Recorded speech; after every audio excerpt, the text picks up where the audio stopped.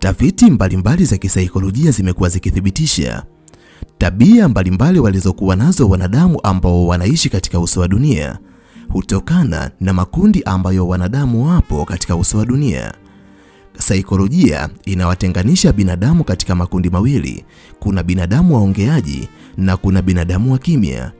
Binadamu waongeaji wamezaliwa wakiwa na tabia zao, lakini binadamu wa kimya wamezaliwa pia wakiwa na tabia zao. Ndani ya video hii nitakwenda kukuambia tabia 10 hatari ambazo binadamu wa kimya wanazo na binadamu wengi hawajui kama watu wa kimya wanazo tabia hizo.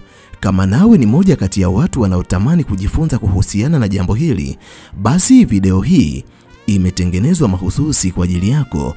Ili uendelee kujifunza mambo mbalimbali kupitia video zetu, jiunge nasi kwa kusubscribe katika chaneli hii ya Fafanuo Media. Hapo utakuwa wa kwanza kupata video zetu pindi tunapoziweka kwenye chaneli hii. Hautajutia MB zako, kwani mara zote tunajitahidi kuwa bora zaidi ya jana. Asante, enjoy. Zifuatazo ni tabia 10 hatari za binadamu wa kimya, lakini watu wengi hawazijui. Namba 1 ni binadamu ambao wanajua mambo mengi kuliko wanavyoonyesha. Asilimia kubwa ya binadamu wa kimya wanapenda kukaa kimya, jambo ambalo hufanya asilimia kubwa ya binadamu waliowazunguka wasiweze kuelewa binadamu hao wa kimya wanaufahamu kiasi gani katika maisha yao. Lakini jambo ambalo unatakiwa kulijua na kuliweka akilini, binadamu wengi wa kimya wanajua vitu vingi kuliko wanavyoonekana, isipokuwa ni watu ambao wanaonekana wa kawaida kwa sababu wana tabia ya kutopenda kuzungumza mara kwa mara wanapokuwa mbele za watu. Kama utawachukulia kawaida, utakuwa umefanya kosa kubwa sana katika maisha yako, kwani ni binadamu ambao kwa sababu wanapenda kutumia masikio kuliko mdomo, wanajifunza vitu vingi kwa kusikia kuliko binadamu wengine. Namba 2 ni binadamu ambao hawajibu kwa haraka pindi wanapochokozwa na watu wengine.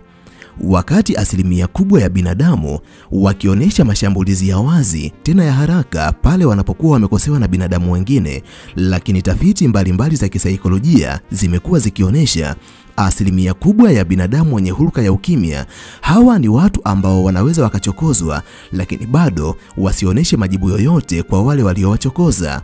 Lakini majibu yao yanaweza kuwa hatari kuliko unavyofikiria. Pamoja na kuwa ni binadamu ambao wanaweza kuvumilia pale wanapochokozwa na watu wengine, lakini binadamu wa kundi hili wanapochoka kuvumilia, mara nyingi majibu yao huwa yanakuwa katika vitendo kuliko maneno. Hivyo ukikutana na mwanadamu mkimya ukawa unamchokoza ukaona hakujibu kwa chochote, si kwamba ni mjinga, bali atakapoamua kukuchukulia hatua, inawezekana hatua zake zikawa kali kuliko binadamu muongeaji. Namba 3 ni binadamu wanaopenda kufanya uchunguzi wa kina kabla ya kufanya maamuzi yoyote katika maisha yao. Wakati binadamu wengi, maamuzi mengi ambayo wanayafanya katika maisha yao yanatokana na hisia ambazo wanazo katika muda ambao wanahitaji kufanya maamuzi, na ndio maana binadamu wengi wana kawaida ya kufanya maamuzi yasiyokuwa sahihi ambayo huwasababishia majuto baada ya muda fulani kupita. Tafiti za kisaikolojia zimekuwa zikionyesha asilimia kubwa ya binadamu wa kimya ni watu ambao linapotokea jambo fulani, kabla ya kufanya maamuzi yoyote juu ya jambo hilo, ni watu ambao wana tabia ya kuzama katika uchunguzi ili waweze kujua ukweli wa kinachoendelea, na kisha ndipo wanapofanya maamuzi. Na ndio maana binadamu wa kundi hili huwa ni nadra kufanya makosa katika maamuzi ambayo wanayafanya katika maisha yao, kwani ni wanadamu ambao hata wanapofanya maamuzi huwa ni vigumu kurudi nyuma. Hata kwenye mahusiano, ukiwa kwenye mahusiano na mwanadamu mkimya, unaweza ukawa unamfanyia makosa, anakuchukulia kawaida tu, lakini pindi atakapokuja kufanya maamuzi hawezi kurudi nyuma. Mara nyingi anakuwa amejiridhisha kuwa maamuzi ambayo anayafanya ni sahihi kabisa, kwani amejua ukweli wa kila kitu ambacho kinaendelea. Namba 4 ni binadamu ambao hasira yao inapopanda haiwezi kudhibitika na watu wengine. Asilimia kubwa ya binadamu wa kimya huonekana kama binadamu wapole katika maisha yao kwa sababu ni watu ambao hawapendi kuzungumza mara kwa mara. Watu wanaweza kuutumia mwanya huo kuwafanyia vitu vibaya binadamu wa kimya, kwa sababu wanaamini hakuna chochote ambacho wanaweza kukifanya kwenye maisha yao.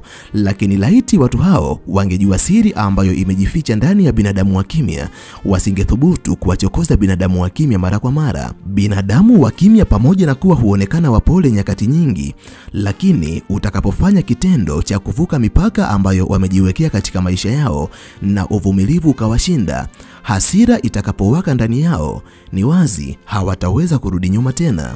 Watafanya kitu kibaya ambacho haukuwahi kutegemea, kwani kwa kiwango kile kile ambacho walikuonesha uvumilivu, ndicho kitakuwa kiwango kile kile ambacho watakuonesha hasira. Kama waliweza kuyavumilia makosa yako katika kiwango cha hali ya juu, basi pia watakapofanya maamuzi wataweza kuonesha hasira zao juu yako katika kiwango cha hali ya juu. Na hapa ndipo utasikia watu wakisema, sikuamini kama Mwajuma angeweza kufanya kitu kama kile. Kwa jinsi ambavyo huwa anaonekana, kila mtu ameshangaa. Mara nyingi maamuzi ya watu wa kimya huwashangaza watu wengi, hasa uvumilivu unapowashinda. Namba 5 ni binadamu ambao wana kawaida ya kutunza kumbukumbu ya kila neno ambalo unalisema mbele yao. Asilimia kubwa ya binadamu wanaweza kuyasahau maneno mbalimbali wanayoambiwa na watu ambao wanakutana nao. Lakini jambo ambalo unatakiwa kulijua na kuliweka akilini kuhusu binadamu wa kimya, hawa ni watu ambao pindi unapokuwa unazungumza nao, huwa wanahifadhi kumbukumbu ya kila neno ambalo unalitamka mbele yao kimya kimya. Na ndiyo maana kila neno ambalo unalitamka mbele ya mwanadamu mwenye hulka ya ukimya lazima ulitafakari kwa kina sana, kwani utakapotamka maneno yasiyofaa, binadamu wa kimya pia watayahifadhi maneno hayo ndani yao, na nafasi ambayo watakupa katika maisha yao itatokana na aina ya maneno ambayo unapenda kuyatamka unapokuwa mbele yao. Usitamke maneno mabaya ambayo haumaanishi kutoka moyoni, hata kwa bahati mbaya, kwa sababu watalihifadhi ndani yao kila neno ambalo unalitamka mbele yao. Namba 6 ni binadamu wanaopenda kufanya mambo yao kwa usiri wa hali ya juu.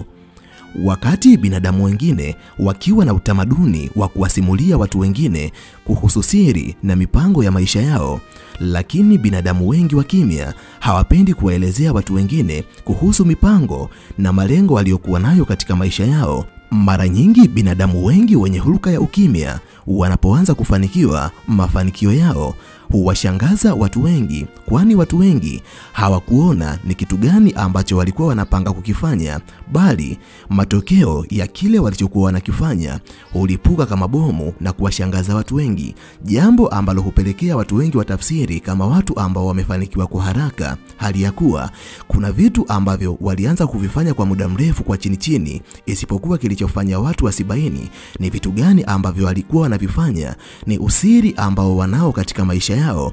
Na hii ni sababu mojawapo ambayo hupelekea asilimia kubwa ya binadamu wa kimya wafanikiwe kuliko binadamu wengine, kwani unapofanya mambo kwa usiri unakuwa na nguvu kubwa kuliko unapokuwa unawasimulia watu mambo ambayo bado haujayafanya. Namba 7 ni binadamu wenye nidhamu ya hali ya juu katika maisha yao.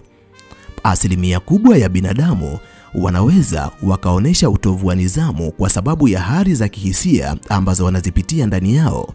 Mwanadamu anapokuwa na msongo wa mawazo, anapokuwa na hasira, ama anapokuwa amegafirishwa na jambo fulani, ni wakati ambao mwanadamu anaweza akauonesha utovu wa nidhamu ambao utamfanya ajutie katika muda mfupi baadaye. Lakini tafiti za kisaikolojia zimekuwa zikionyesha asilimia kubwa ya binadamu wa kimya wanaweza kujizuia kuliko binadamu wengine, na ndio maana ni watu ambao hata wanapokuwa na hasira wanaweza kudhibiti hasira zao, lakini wanaweza kupanga vitu katika maisha yao, yani maisha yao yakawa katika mpangilio ambao unatakiwa, lakini pia wanaweza kutekeleza mipango yao bila kelele, jambo ambalo hupelekea binadamu wa kundi hili kwa nidhamu ambayo wanayo katika mambo yao na mambo ya watu wengine waweze kufanikiwa kuliko binadamu wengine, na ni tabia njema ambayo ni vema kujifunza kutoka kwa binadamu wa kimya. Namba 8 ni binadamu wenye uwezo wa kuvumilia maumivu kimya kimya.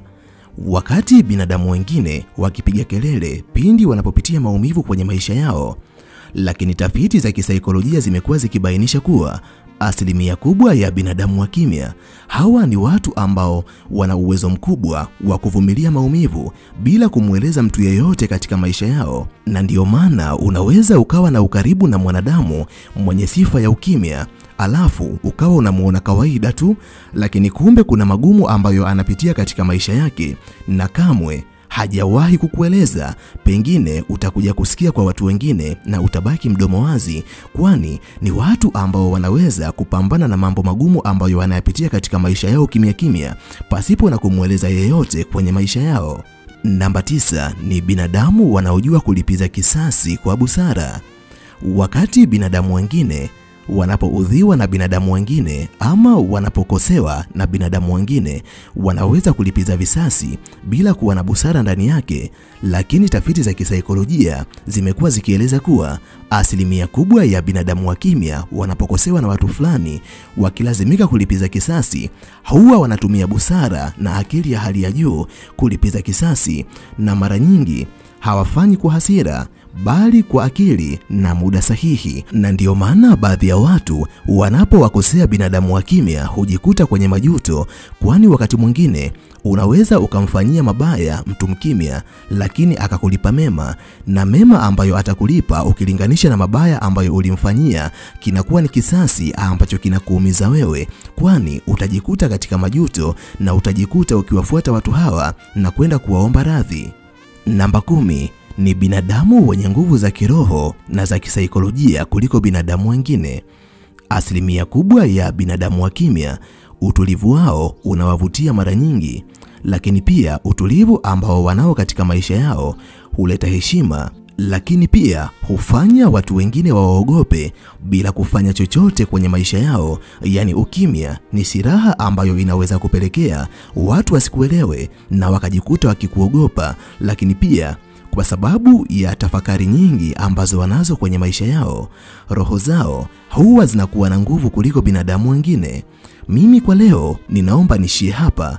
Ninahitimisha nikiamini kuna jambo kubwa ambalo umejifunza kupitia video hii. Nikutakie wakati mwema, tukutane katika video ijayo, na nimalize kwa kusema nawapenda sana sana zaidi ya sana.